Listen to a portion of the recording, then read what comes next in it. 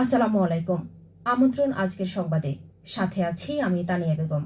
শুনছেন radio Sagardwip FM 99.2। আজ রবিবার 26 অক্টোবর 2025 খ্রিস্টাব্দ, 10 কার্তিক 1432 বঙ্গাব্দ, 3 জমাদিউল আউয়াল 1447 হিজরি। শুরুতেই সংবাদ শিরোনাম।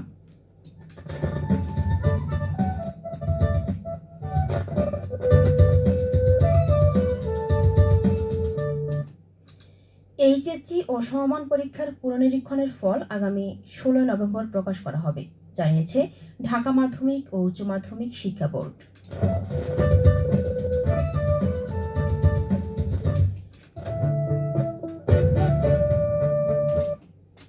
শুনলেন সংবাদ শিরোনাম। সংবাদ রেডিও সাগরদ্বীপ 99.2 FM এর সম্প্রচারের পাশাপাশি সরাসরি প্রচারিত হচ্ছে www.radiosagordeep.com এবং অ্যান্ড্রয়েড অ্যাপ রেডিও সাগরদ্বীপ থেকে। এবার বিস্তারিত।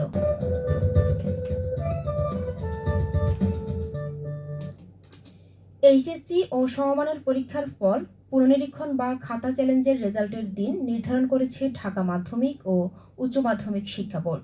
আগামী 16 নভেম্বর খাতা চ্যালেঞ্জের রেজাল্ট প্রকাশ করা হবে। ঢাকা মাধ্যমিক ও উচ্চ মাধ্যমিক শিক্ষা বোর্ডের কর্মকর্তাগণ গণমাধ্যমে এ তথ্য নিশ্চিত করেছেন। শিক্ষা বোর্ডের পরীক্ষা নিয়ন্ত্রক অধ্যাপক SM কামাল উদ্দিন হায়দার বলেছেন, এবছর ঢাকা বোর্ডে খাতা চ্যালেঞ্জের আবেদন করেছেন 66,150 জন পরীক্ষার্থী। মোট আবেদন পড়েছে 1,36,506টি বিষয়ে। এর আগে শুক্রবার থেকে শুরু হয় ফল পুনর্নিরীক্ষণ খাতা চ্যালেঞ্জের আবেদন, যা বৃহস্পতিবার শেষ হয়। পুনর্নিরীক্ষণের আবেদন শুধু অনলাইনে গ্রহণযোগ্য, অন্যবার SMS এর মাধ্যমেও এর সুযোগ ছিল।